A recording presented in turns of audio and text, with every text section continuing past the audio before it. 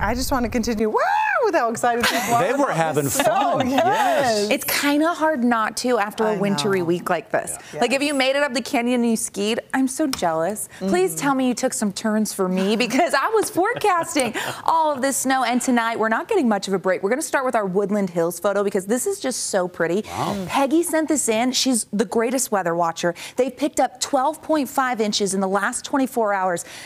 Today it was a healthy 6 inch, so half a foot. That is just a great photo. Peggy, we love you. Thank you so very much. Tonight we still have snow coming down. This is a live view. This is just east of New Harmony in southwestern Utah where the snow continues on I-15. It was coating roads and causing some issues tonight and really through the afternoon, actually all day. Satellite radar shows that in the last few hours that has hung on in the southwestern corner of the state. A few showers south of the basin and towards Grand County, quieting in the north, but we had an active beginning and middle of our day with a few snow squalls tracking through different counties along the Wasatch Front. A few showers over towards West Wendover. Let's talk about the snow. You just heard the snow enthusiasts cheering for the snow, and this is why. Look at the numbers, preliminary numbers here of resort snow totals this week. 65 inches at Alta. The Bird is the word. 55 at Brighton. Solitude getting 50. Park City picking up 40. Eagle Point in central Utah matching what some of the cottonwoods were seeing. 40 inches. Deer Valley, very, very healthy snow. At Bryan Head, they picked up 36 inches. Sundance and Snow Basin doing very well. So a wintry week. We went into February with that atmospheric river moisture and it delivered. All that snow in the high country can cause a little bit of an issue, which is why avalanche danger remains high in the western Uintas, for the Moab area, the Bajos and LaSalle's, and the southern mountains. So the backcountry isn't super safe. Stick to the resorts where they actively do avalanche mitigation. Avalanche warning holding on for the southern mountains and the Bajos until 6 a.m. tomorrow. Strong winds going to overload that snowpack because we just dumped a lot of snow in a short amount of time.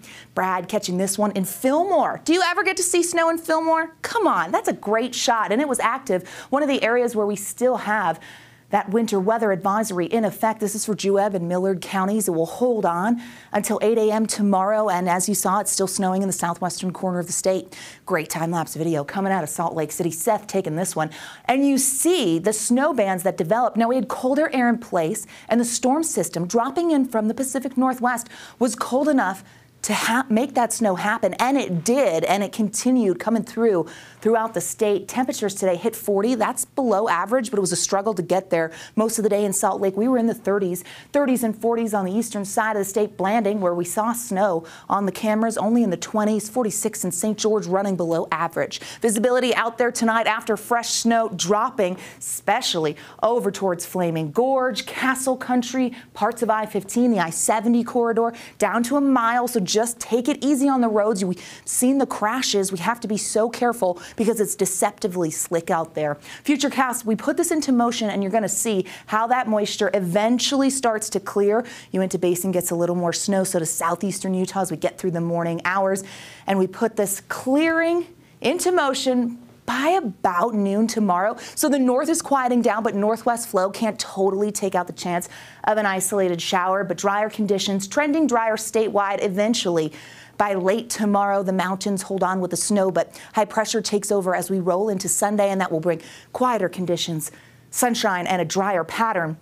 Not as warm, though. We're going to stay below average for a few days here. 30s for tomorrow in Salt Lake. We'll see those 30s in Utah County, 30s and 40s on the eastern side of the state. And we do have those showers holding on, especially in southern Utah. Here's a look as we zoom in. Cold tonight with some teens up there in the Wasatch Back. That's going to be cold towards Bear Lake, single digits, not fun there. Bundle up. Tomorrow we'll warm up, but we're below average with that northwest flow. 30s throughout central Utah with partly cloudy to mostly cloudy skies and lingering showers in St. George as well as on the southeastern side of the state. Speaking of Washington County, they have been below average all week. Slight chance of some wet weather tomorrow morning, drier by Super Bowl Sunday, and then the 50s come back and we bounce back to where we should be. Average this time of year is upper 50s in St. George. Slight chance for the Wasatch Front. Oh, those 30s want to hang out and just remind you that winter is driving the bus full throttle. 40s with that high pressure taking over, and we'll see what happens next week. But it looks like we get a week off from the storms that have been impacting us, but don't get too comfortable.